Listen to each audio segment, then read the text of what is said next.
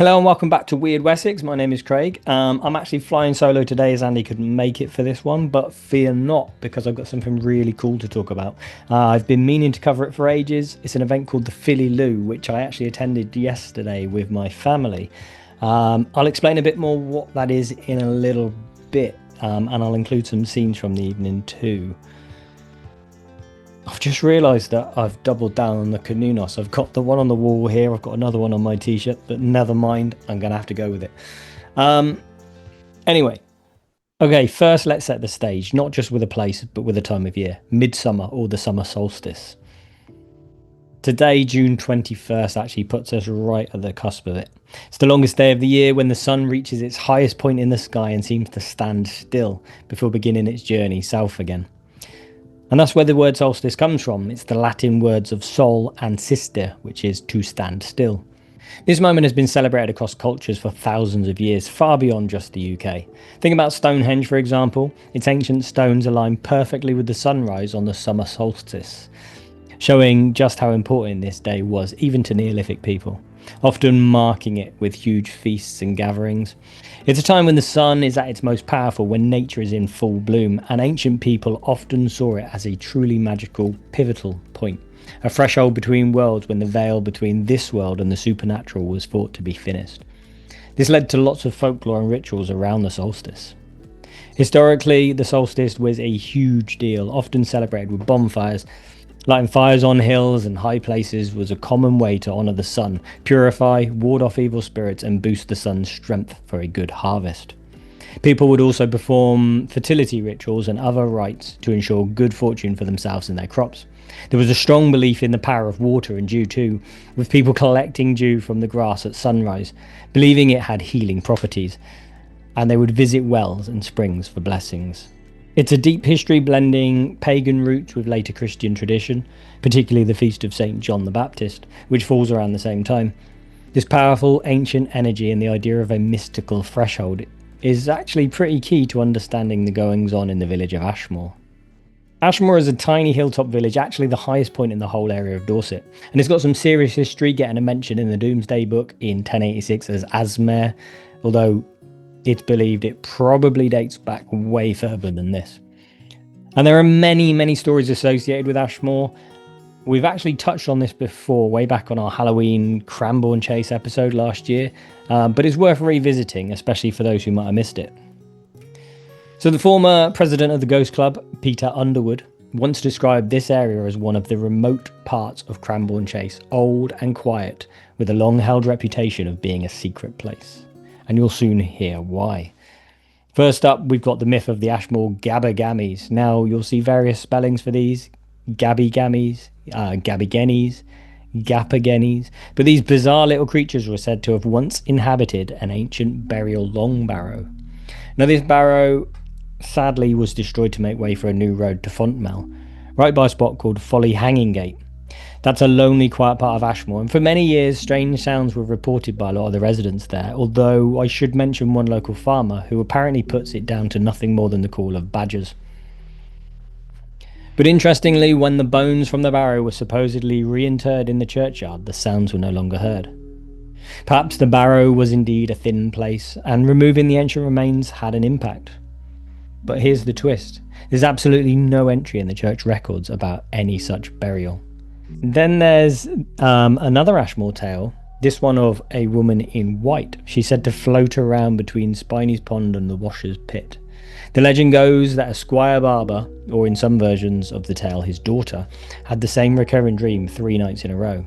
Someone was in distress in Washer's Pit. So they woke up the household and sent someone to investigate, but what they found was truly grim: a woman in white, hanging by her hair from an ash tree right over the well. She was carried back to the village on horseback. So that sets the stage for the main event, the Filly Loo. Now, the origins of the name are pretty murky, somewhat lost to time, but one popular theory suggests it refers to La Fille de l'Eau, which is French for the daughter of the water, or a water maiden.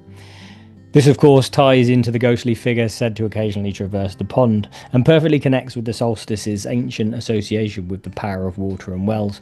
However, there are other explanations for the name too. Some believe it's just a West Country dialect term for uproar, while others think it's a corruption of Filbert Lewis, a nickname for Louis Rideout, who was one of the folks who actually started the whole event back in the day. Last night, in fact, we were actually told that it was because they were encouraging the pond to refill, so you're literally filling the loo. And it's this point that I think is truly weird. It's striking to me that a community continues to celebrate this event year on year, seemingly without a single definitive or even fully understood origin or purpose. It's almost as if this very location, or even nature itself, or maybe some ancient ethereal presence, subtly demands or requires this ritual.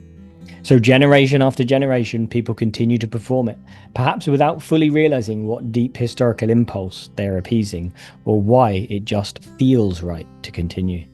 My personal theory is that the Filly Loo is some great beast that lives deep within the very murky waters of the pond. And by celebrating, they appease the beast for another year, keeping the children and local dogs safe. So the Filly Loo itself was revived in 1956 as a vibrant folk dance festival. So what exactly is it, you ask? Well, it's held on the Friday night closest to Midsummer's Day. The celebration begins early evening with a bric-a-brac stall and some food, cake and beer. Very local village fete kind of feel to it. Now, a really fascinating element for the Filly Loo is that it features some incredible traditional performances. Throughout the evening, the dance group Steps in Time performed. Steps in Time is a dance school based in Shaftesbury, England, and they've been around for about 30 years. They focus on traditional English country dancing and have performed all over the place, including local events like the Gold Hill Fair and Shaftesbury Food Festival, and even at the 2012 London Olympics.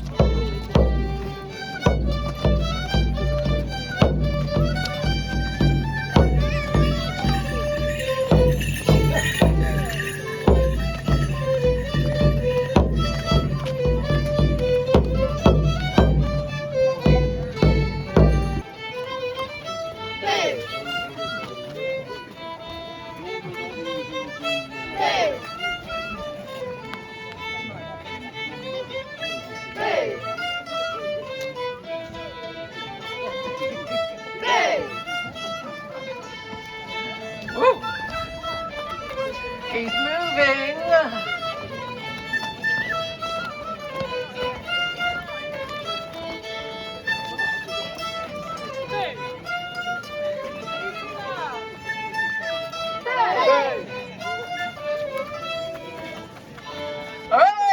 The evening was also filled with the lively sounds and sights of the White Horse Morris group.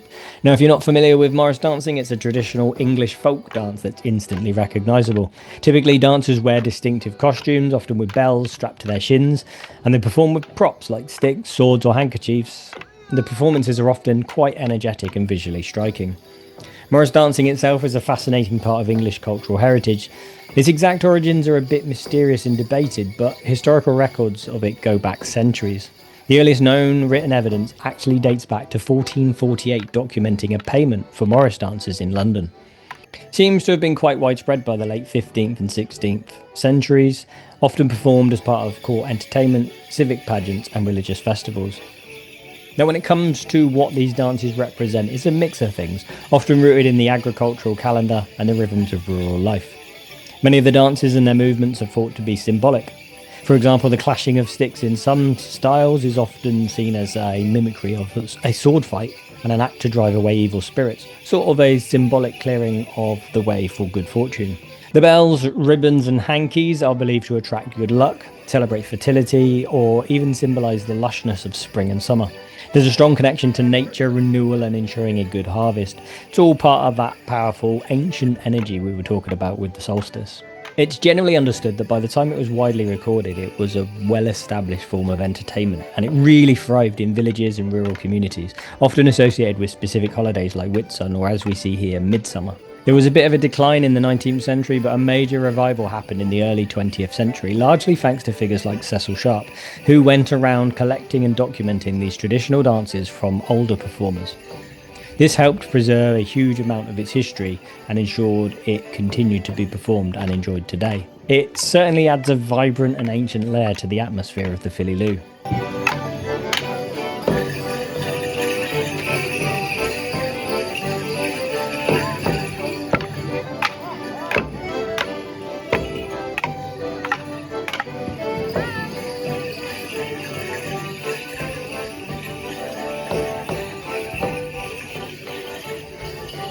It was a really strange feeling as the evening progressed, and the dancing and the numbers of people grew with it.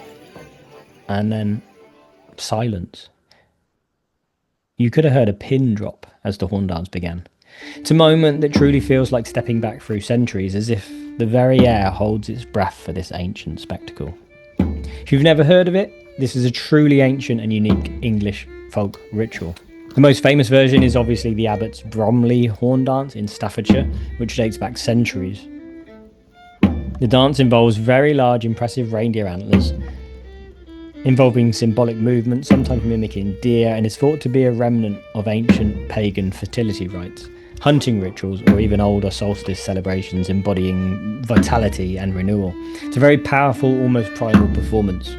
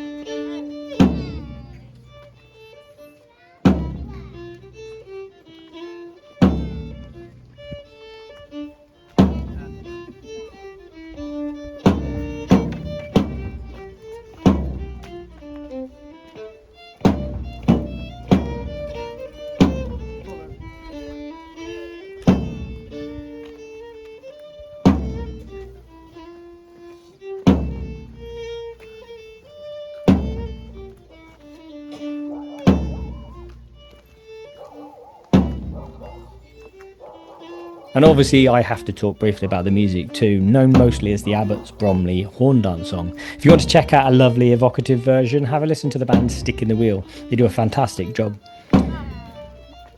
It's another thing like the Filly Loo that still has a deeply mysterious origin, even with the intriguing bits of history we do know about its journey.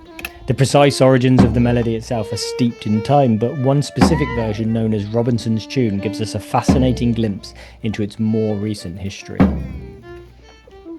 This particular version, an English dance tune, was sent to the renowned British folk song collector Cecil Sharp in 1910.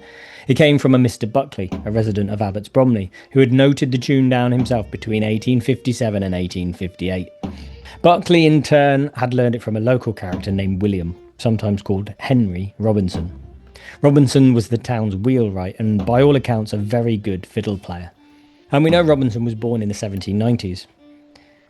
While Robinson himself never played the actual horn dance, he was apparently the only one in the village who remembered the tune, saying it had still been used when he was a young man.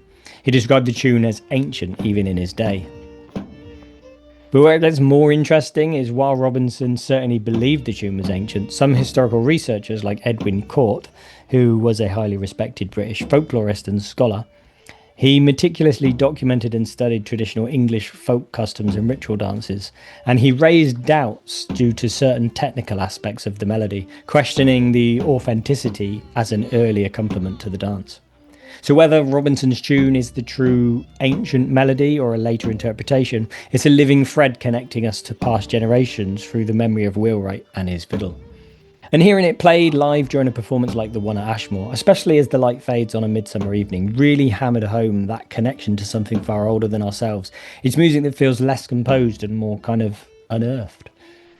And honestly, standing there watching the ancient and simplistic horn dance performance, I have to say I felt something deeper and more meaningful than I do at most modern pagan and heathen rituals or ceremonies I've attended.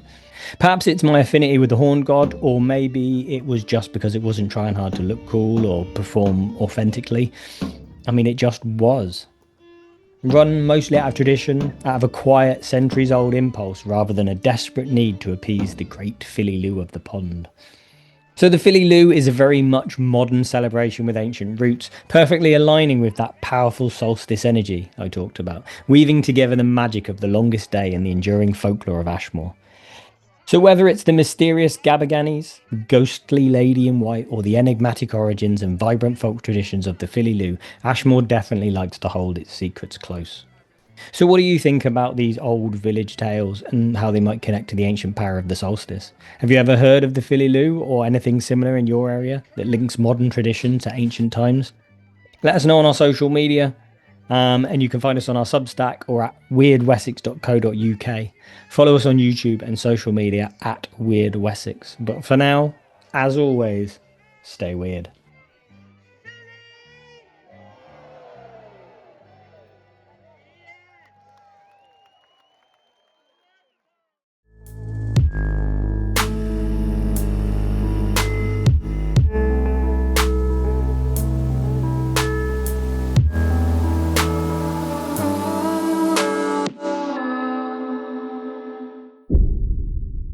Stay weird.